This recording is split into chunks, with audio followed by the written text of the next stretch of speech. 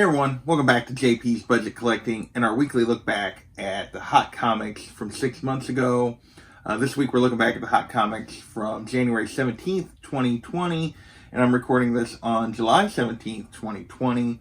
As always, this list is really about trying to look back at the comics that were hot, that we were chasing 6 months ago, understand what made them hot or made them hit the list that we're going to talk about, and what factors have either kept them hot or made them fall back, so that we all make better decisions about the comics that we chase in the moment, and having a little bit of patience, avoid that FOMO, that fear of missing out. As always, we're talking about the CBSI Hot Top 10 and the Comic Tom Key Collector Top 10 Comics. Key Collector obviously puts out a list of 20, but we're talking about the 10 that appear on Comic Tom's video. These are kind of the two biggest top 10s. I know there's been some others that have come out recently. Right now I'm sticking with these two because this week I got 18 books to get through. So that's plenty of work for me to look back at these 18. So without further ado, let's get into this week's list and see what's happening with these books. First up, we have a comic that I have no idea why it hit the list. CBSI had no idea why it hit the list. But it's Saved by the Bell #1. There was no rumors of a relaunch. There was no rumors of anything, but for some reason this dollar book jumped to a $20 to $25 book. Since then, it is back down to a 5 to 10, with very few sales. Yeah, no idea what made people chase this for a little while back in January, but doesn't seem to be any reason to. So with that, let's move on to other books. Next, we're going to move into our covers for this week, and I think we have 3, I believe. Marvel Tales, Ravencroft #1. This is an In-Hyuk Lee 1 in 50 Virgin variant. And basically, these Marvel Tales have all been fairly low print. We've seen a bunch of these incentives for this book hit the list. This is following that kind of pattern. Back then, right at release, it was going for $125. Now it is basically $50, so it's still at ratio, which for ratio variant, going at ratio 6 months later is really good. But I will say it's at $50, but that only sale was back toward the beginning of June, was the most recent sale. There's several listed. Most of them are listed for like $7,500 or more, that people aren't willing to pay. So maybe it's holding at 50, maybe not. We'll just have to see. But either way, holding it around ratio is not bad for 1 in 50, just not near what it was when it first came out. Next, we have Ghost Spider #2, the Peach Momoko 1 in 25. This book had been on the list, had been hot, and it kind of had a resurgence in January, and it jumped from basically a $70 book, which was several months after it had come out, was going for $70 for this 1 in 25. Jumped all the way up to a $130 book. This was around the time the Venom version of this comic came out. I think it's what's caused a little bit of the resurgence. The second one, which was, I think, on Ghost Spider #8, I think maybe it was announced and not out yet. So people went back trying to get this one, and it jumped up to 130. This book has gone insane. Right now, it's going for $450 raw. 9.8s are going for $1,000. This is the Peach Momoko cover, I think. And there's several of them that are doing really well. This is the one that kind of started it, and this one is still, people love this cover, and yeah, they are paying high prices for it. Next, we have our last cover, Vampirella #20 from 1999. This is a Bruce Timm variant, and this is just kind of a ghost. It's very hard to find. Back then, it jumped from basically $50 for raw copies up to $100. Now it's going for basically $75 to $100 consistently. There are a few listed all in that range. So this one I'm going to call steady. It's staying right in that same kind of price range of around $100. So definitely a little bit of demand for this Bruce Timm Vampirella cover. With that, we're going to move into some comic buzz. And first up is Thor 412. This is the first appearance of the New Warriors, and this basically announcement that there was going to be a New Warriors series. This was pre-information that it was mostly going to be made up of new characters, so there was a lot of people like, oh, the New Warriors are coming back, let's go get their first appearance kind of thing. we found out later that this new Warriors was going to have at least several new characters in it. Back then, it jumped from basically a $5 book to a $10 to $15 book. 9.8 is going for $190. Now it's still going for $10 to $30. 9.8 are going for $150 to $200. I'm going to call this one steady as well. And I really think what happened here was this was a book that people really weren't paying attention to. It was probably an undervalued key. You figured 10 to 20 to 30 bucks occasionally for a first appearance of a team like this. That's really not that much. So I think that's part of what's going on and why this has kind of stayed there. I call it steady because the 9.8 prices are steady.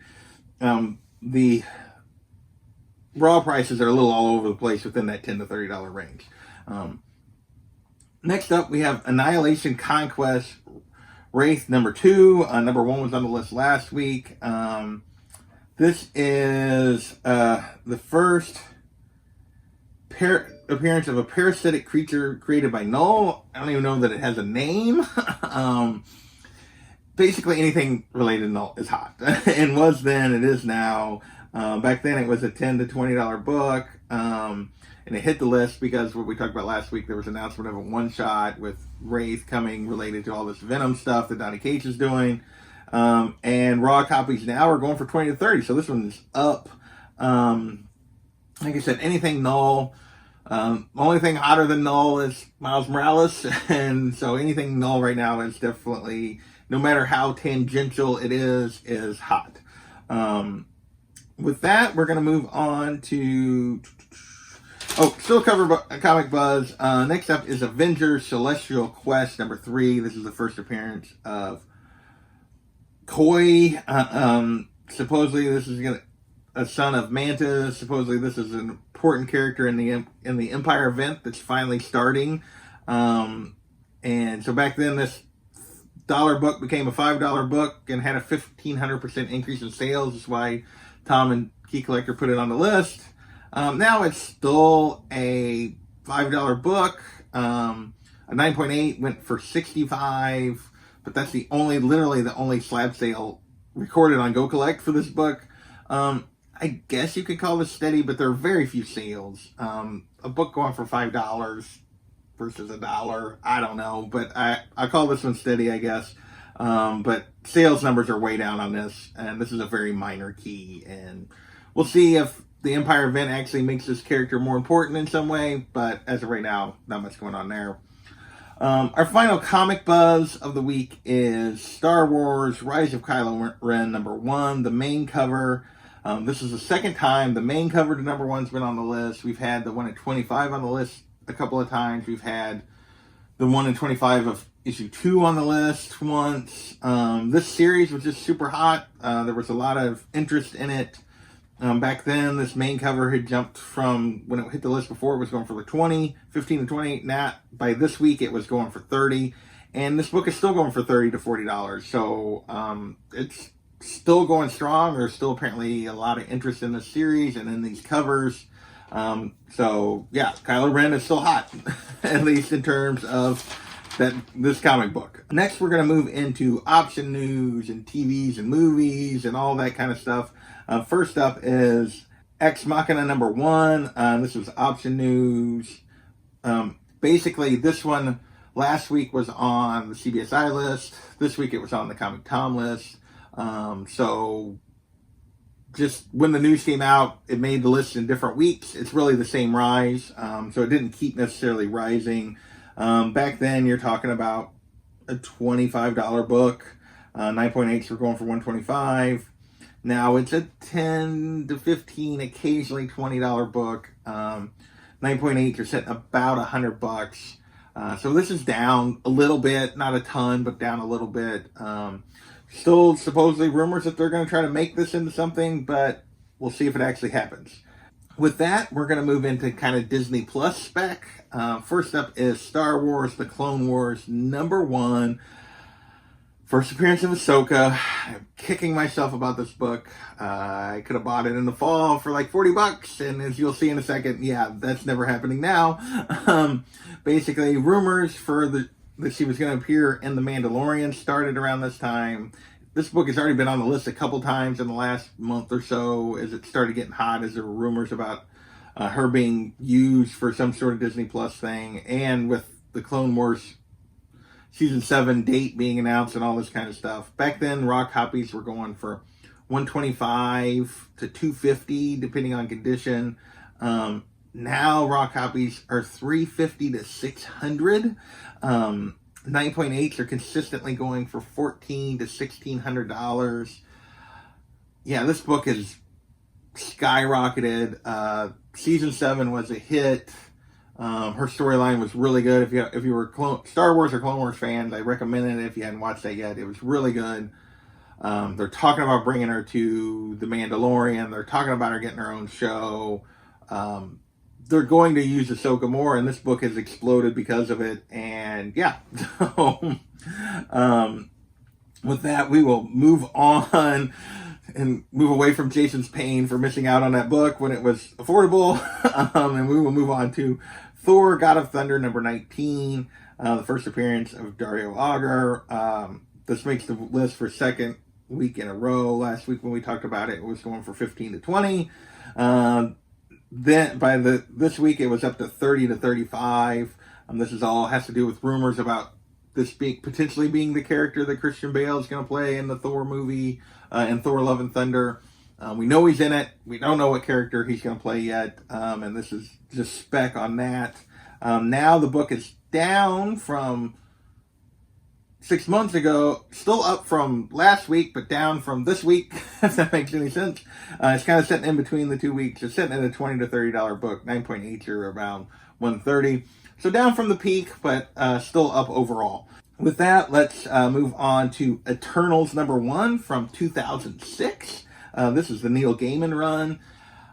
This is MCU spec, and this had everything to do with basically rumors that this is the storyline that was the basis of the movie, and not like some of that original Eternal stuff, but this Neil Gaiman storyline was what they were using for to base the movie on. So that had people chasing this book.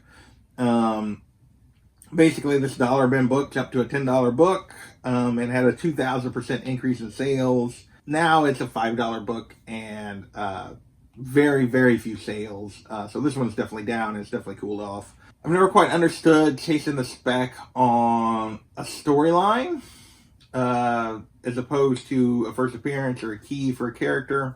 But that's just me, but some people do chase those, and this one, at least so far, hasn't really held any kind of actual value. Our next MCU book is Young Avengers number 1. This is obviously the first Young Avengers. This is the first Kate Bishop. This is the first Wiccan. This week it actually re-hit the list because there were rumors about Hulkling, and this is the first appearance of Hulkling, that he was going to show up in the WandaVision show, so that they were working on Hulkling, not in She-Hulk, but in actually WandaVision, I think, is where they were talking about Hulkling showing up. But basically, that in addition to the rumors about Kate Bishop coming to the MCU, that Hulkling was also going to come.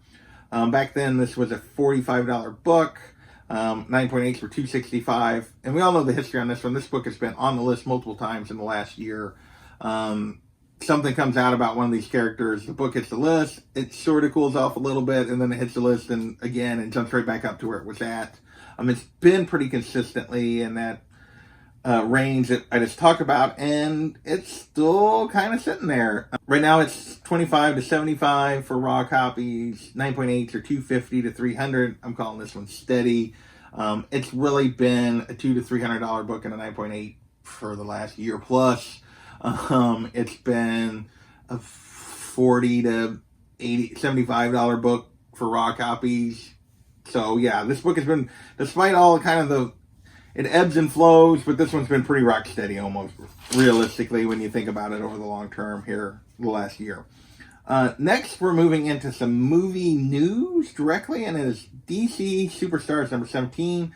The first appearance of Helena Wayne as Huntress, who was the first Huntress. But here's the deal. This was right before the release of the Birds of Prey movie, where Huntress was going to appear. So this book was hitting the list. Back then it was going for, raw copies were going for 50 to 60, 9.0 sold for 150.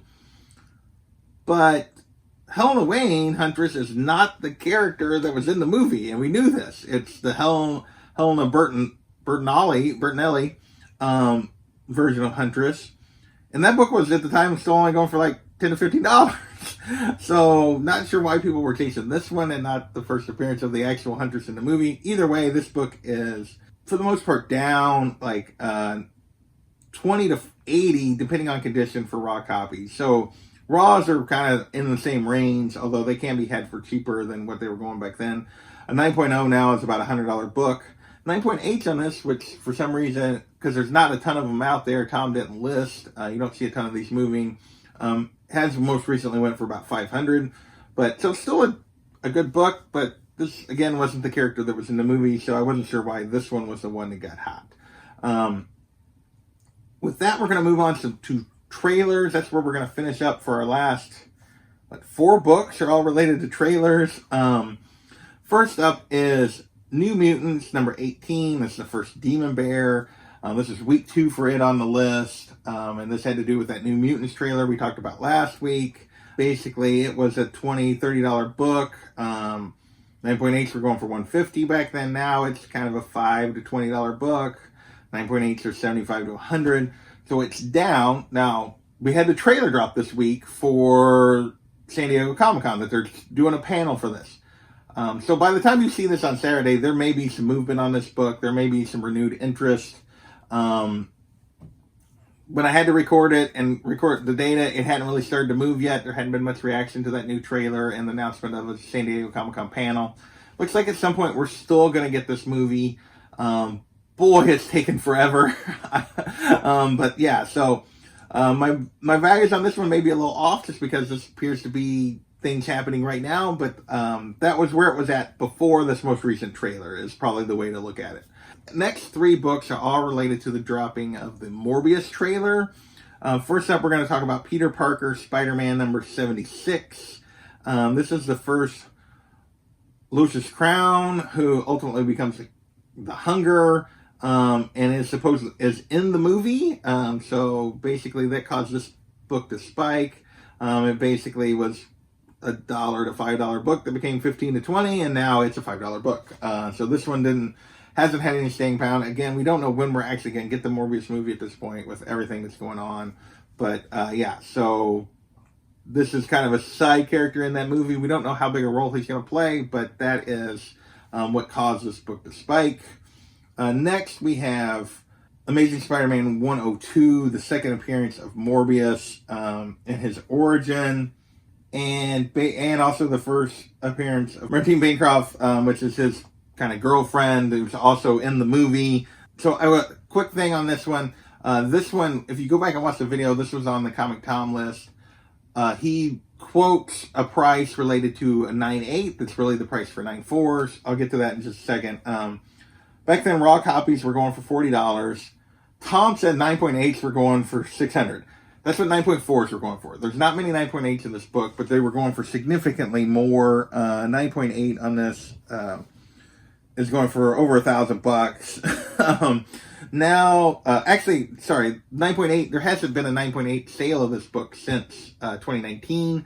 So there wasn't any movement. Even now, there hasn't been any movement on 9.8. 9.4 is the book that he was talking about.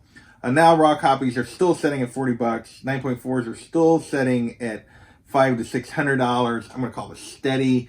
The second appearance of Morbius is a good book. Always nice to get a second appearance if you can't afford that first. And the first appearance is, as we all know, is ASM 101, which is the last book on our list this week. First appearance of Morbius. Trailer drop. This book kind of was approaching records. Again, Tom misspoke. If you go back and watch the thing, when he talks about it, he talks about 9.8 hitting 2,700. 9.8 goes for way more than that. This was really 9.4 hit 2,700, which was a record for that. Raw copies were going for around 400. 9.6s were hitting $5,000. Now the 9.6 on this one is 3,600. 9.4 is sitting about 25.